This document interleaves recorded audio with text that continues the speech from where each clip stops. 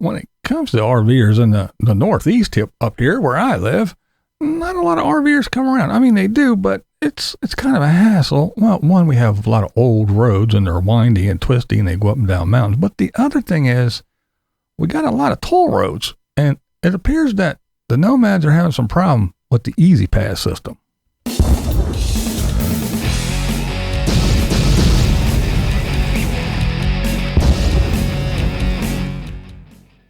All right, what's up, everybody? Yeah, I've been doing some chores and doing some things. We're getting ready. I think this summer, I'm planning to go down to Florida. I'm going to go down to Lakeland, Florida, see my friend Ron. It's been a while, been around. Wow, I'm going to go down and see my buddy Ron down in Lakeland, Florida.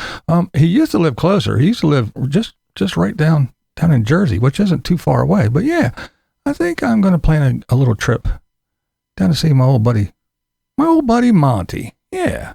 So that's what I've been doing. I've been kind of, making arrangements and getting things together. So anyway, enough about that. Let's talk about some nomads. Well, first thing that's going on here on the YouTubes, Morgan, the unstoppable one. That's right. The True Mo Show is back. That's right. Morgan. She was strictly on Patreon. And a lot of people were asking, where's Morgan? Where's Morgan? Well, she was still doing stuff on Patreon.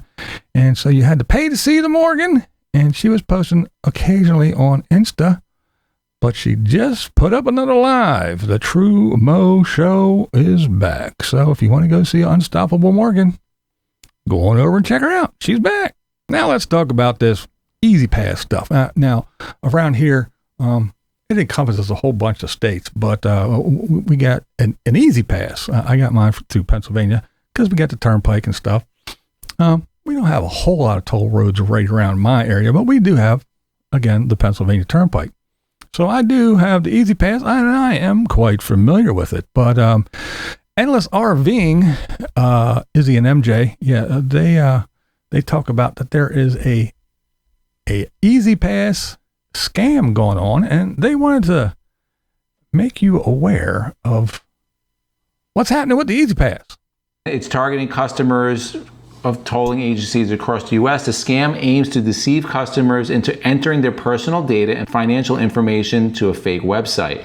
So you're going to receive a text message claiming it was sent by Easy Pass Toll Services, directing them that they have an outstanding balance, and there'll be a link on there that you click on, and then you enter your information, and then. So yeah, what it is the normal thing here. This is wrong. That's wrong. Click on this link.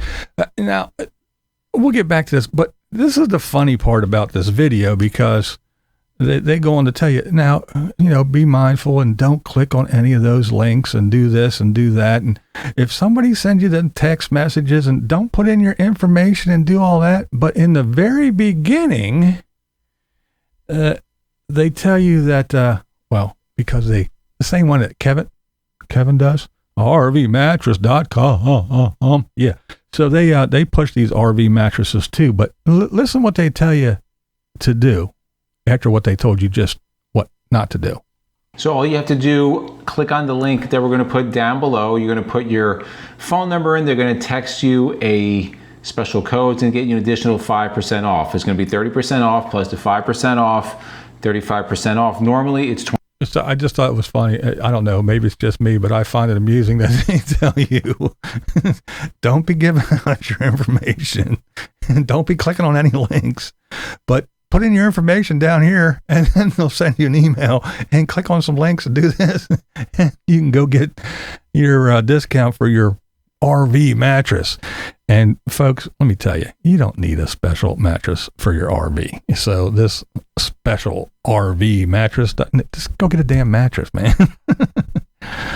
But I digress. Back to the Easy Pass. Now, that's not the only thing that's going on. Apparently, Robin from Creativity RV, she also talks about the Easy Pass, but she's not talking about a scam.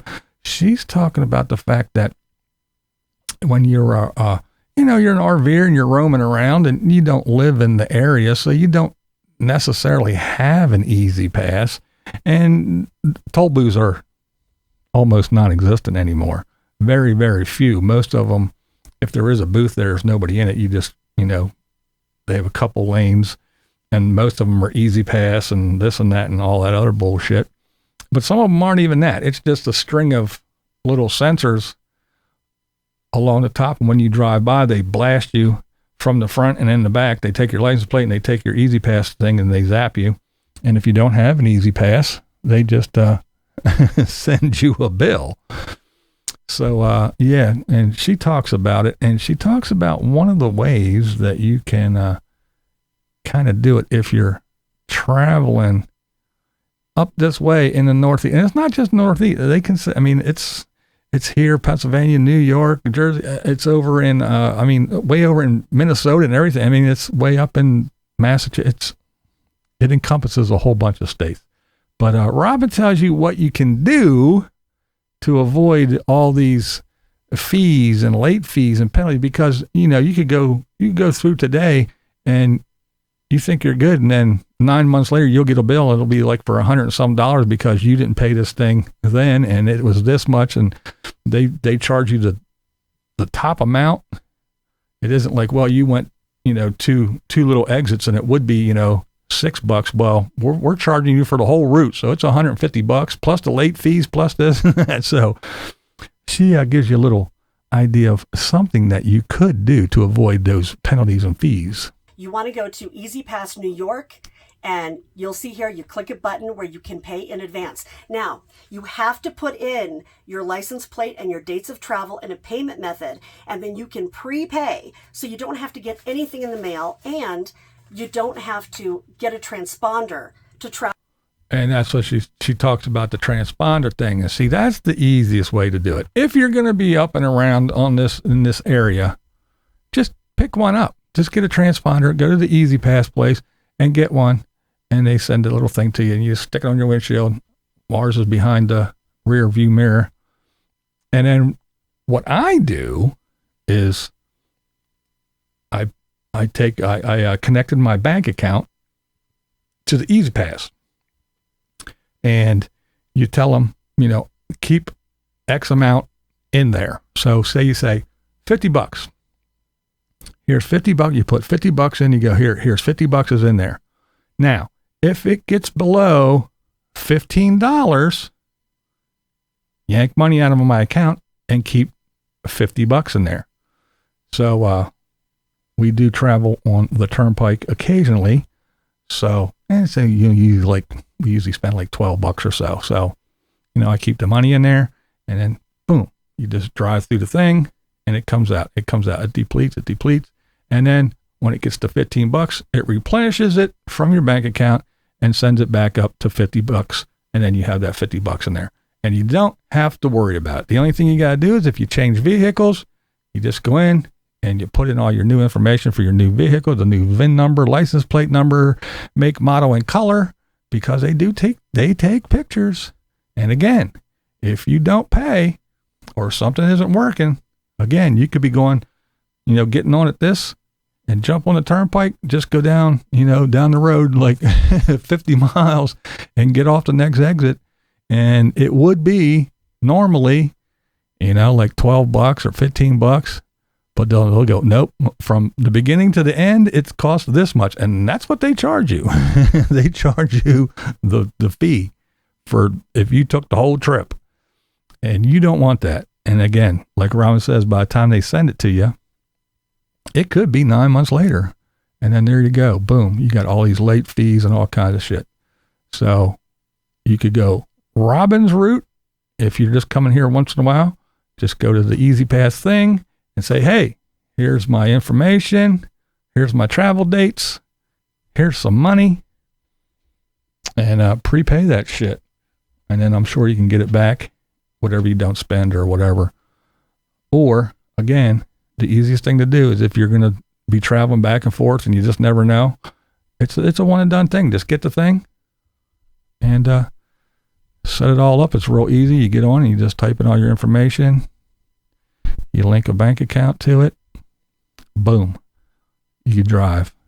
You go through those tolls and ta-da, you're all taken care of.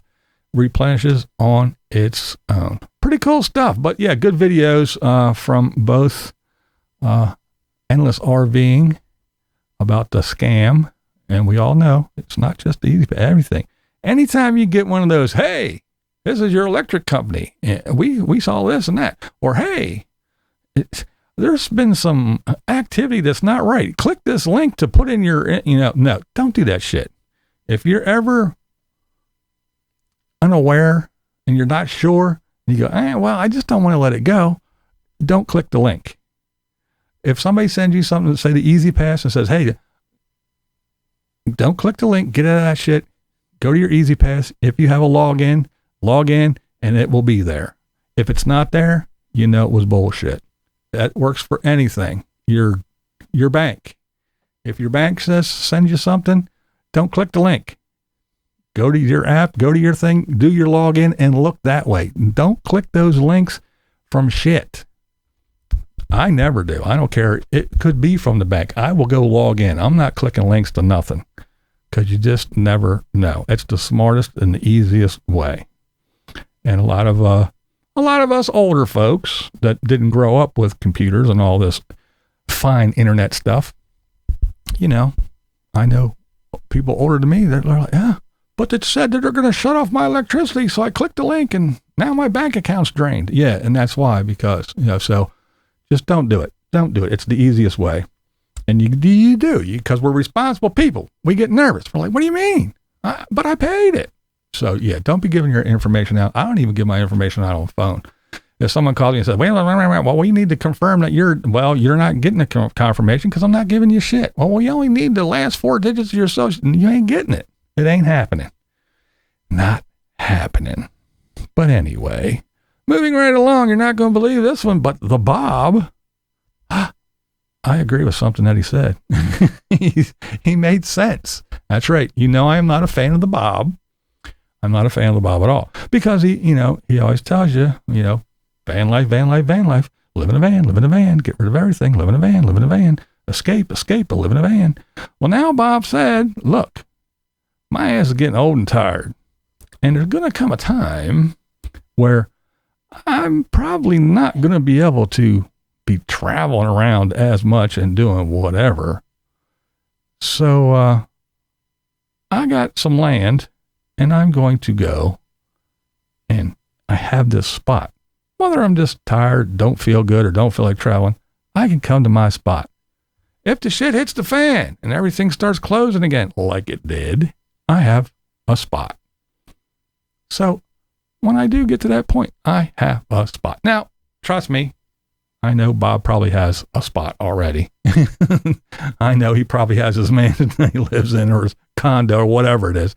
That's not the point. The point that he is finally telling people, yeah, don't just quit everything and move into a fucking box on wheels and drive around the rest of your life for camping in Quartzsite and that's where you die. No, he's finally saying, hey, there's going to come a time where climbing around on your hands and knees in a van and driving around just isn't going to be the best option. It's not going to be the best for your physical or mental health. It may not be the best thing. So get yourself a hunk of dirt. So finally, Bobo says something that I can get on board with. So again, I will never ever stop being a nomad as long as my body and my mind will allow it.